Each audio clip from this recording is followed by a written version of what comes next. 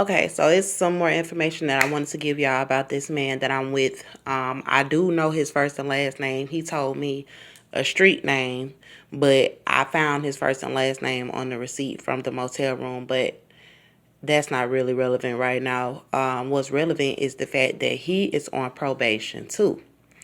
And his probation officer called him a couple of times on the phone while I was with him, and he did meet with his probation officer and everything like that, he claimed, but I wasn't with him when he met with his probation officer. And I just don't feel like it's a coincidence that all of these men had charges and on probation.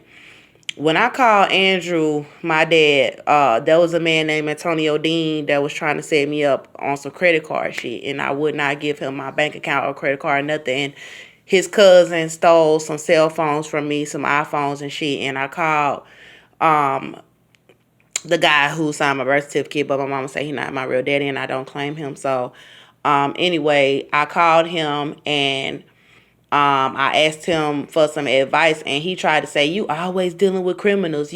That's all you deal with is criminals." That's a fucking lie. That's a fucking lie. These motherfuckers is sending criminals at me, and then trying to say that I deal with criminals. I don't even have a fucking record.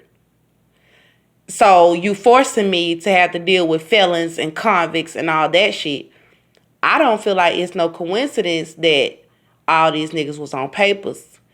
And my baby daddy had a probation officer.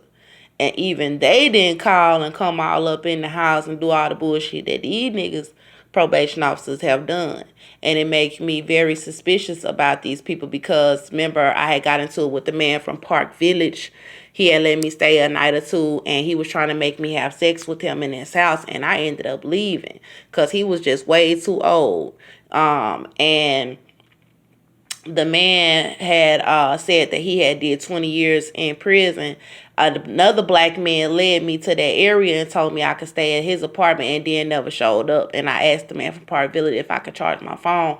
He had an apartment by the state, to where he had got out of prison, and he had a roommate and all of that old kind of stuff. And then when he put me out like that, on the video, y'all will see me and him got into it, and I was crying, and I didn't have no bus fare or anything, and I had to walk from by that federal prison all the way to 5 Point downtown. And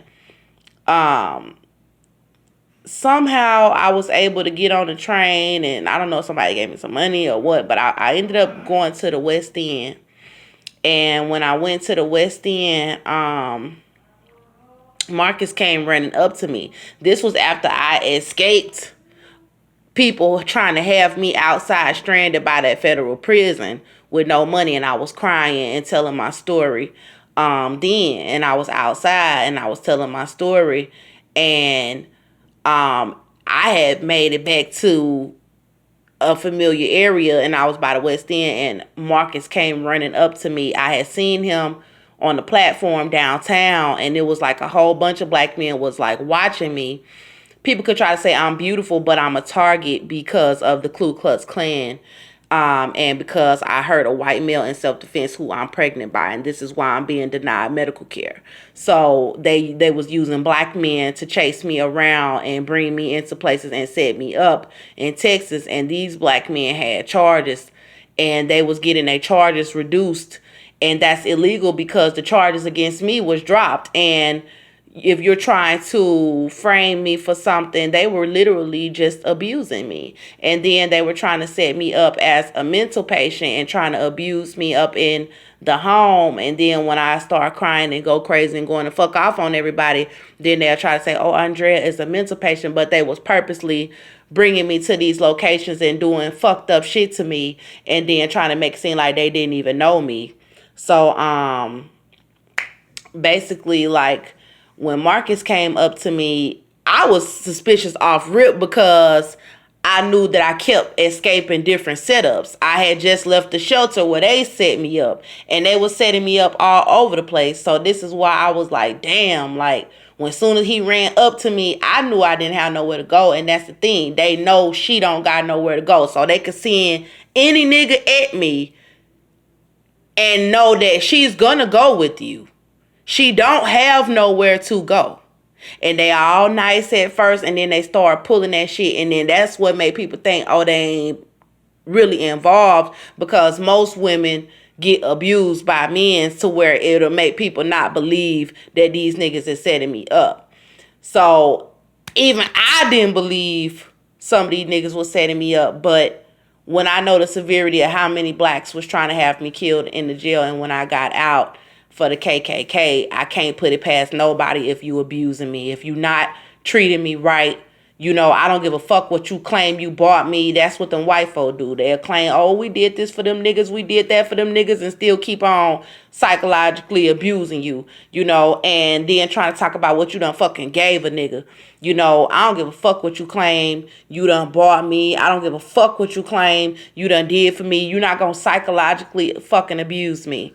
So Marcus, I found out that Marcus was on probation and that he had an apartment through the state too. So the man at Park Village had an apartment through the state, and Marcus had an apartment through the state. And they was doing setup skits all up in the fucking house. And it was like they wanted me to be making videos talking about what some nigga was doing to me instead of talking about my case and instead of talking about my baby, you know.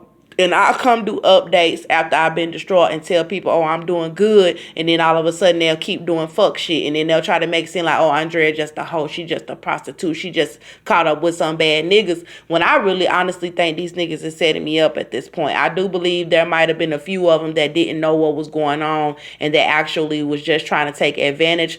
But the majority of the men who did approach me and pick me up, I believe that they were sent to pick me up by the people that want to cover up my pregnancy, because it ain't no reason for you to have left me in a motel room where I would have been up in here all fucking day with no food. And I told y'all how they was trying to do little slick shit to try to starve me and my baby, and then niggas is picking me up like they don't know I'm pregnant, and I